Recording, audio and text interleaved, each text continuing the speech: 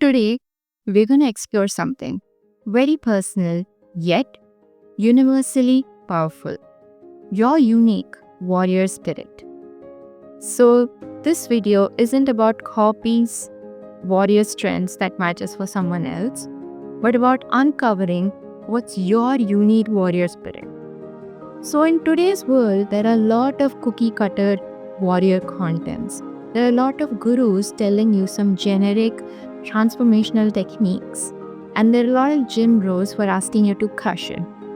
Though it might work for some people, your battles aren't generic. Your journey isn't generic. So how can your warrior spirit be generic? How can your solutions be generic? So, in this video, we are going to find your unique warrior spirit, because true power comes from authenticity, not imitation. Instead of forcing just one warrior archetype, let's explore few more. The first one is the strategic thinker. So if you have good analytical skills, you can win a lot of wars, because not all wars are won using a sword. Not all wars are won using might. Some are won using critical thinking and superior strategy. There was an admiral. His name was Yi Sun Sin. He defeated 133 Japanese ships using only 13 of his own, and through what? Through superior thinking. Then, the second archetype is the resilient survivor. If you have gone through a lot of hardships and you have still survived, you have still gotten up, rose, and then fallen again, and then again you got up and you rose, then maybe that's where your inner strength expresses itself. That's where your warrior spirit manifests itself. For example, we all know Nelson Mandela, who spent 27 years in prison, and that's where his true inner strength was shown to the world and maybe to himself. And then we have the third archetype. So some people, they want to defend others. It's easier for them to fight the battle for others. Not only easier, they want to. They're very empathetic. And if you are empathetic and if you are ready to put an armor on, take your sword out and fight a battle for a loved one, for a family, or even for people you don't know about, then you fall under this archetype. Then we have the fourth archetype. You want to guess that what is? You want to guess what that is? The creative revolutionary, we might say. So sometimes all you need is a pen, all you need is an idea, all you need is art to change the world, to express your ideas, to fight wars. There was a lady, her name was Frida Kahlo. She changed cultural expectations and she expressed her own pain through art, through idea, and she was a creative revolutionary. So if you have a creative spark, if you want to change the world using your creativity, using your art, using your pain, using your ideas, then you fall under the creative archetype. Generic motivation will ask you, what makes warriors powerful? Whereas authentic motivation will ask you, what makes you powerful?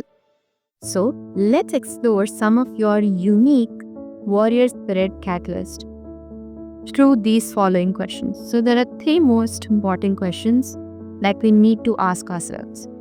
The first question is that, what injustice truly angers you? So this warrior spirit, it cannot be manufactured. It needs to emerge naturally. So basically, you cannot set generic goals and pump yourself up, whereas you should find what ignites your passion or indignation. It can be something personal, for example, a limitation that people said you have or imposed on you. It can be social, an injustice, an inequality that you witnessed, which is not acceptable to you at all. Or it could be existential. For example, the brevity of life. It is absolutely personal to you. Then, the second question is, what are the moments where you feel truly powerful? Recall these moments. Recall these moments where you felt truly powerful. And this need not be like dramatic or big moments. This can be like silent moments where you feel like you align with your truest self. And those are the moments that will frame, that will give you context, that will give you conditions of your true warrior spirit, where your warrior spirit emerges. Recall those moments. Then we have third, witness the battles that energize you but not deplete you. Some are better with direct confrontation, while others are better in sitting in silence and pursuing their wars in silence. Like I said, through strategic thinking, some people are better in collaborative challenges. If you give them a collaborative challenge, they work better, they learn better. While others, they have their own solitary pursuits. You need to identify your own. You need to identify your own battle that aligns with your own values, that aligns with your own temperament. And using these tools, your true warrior spirit will emerge.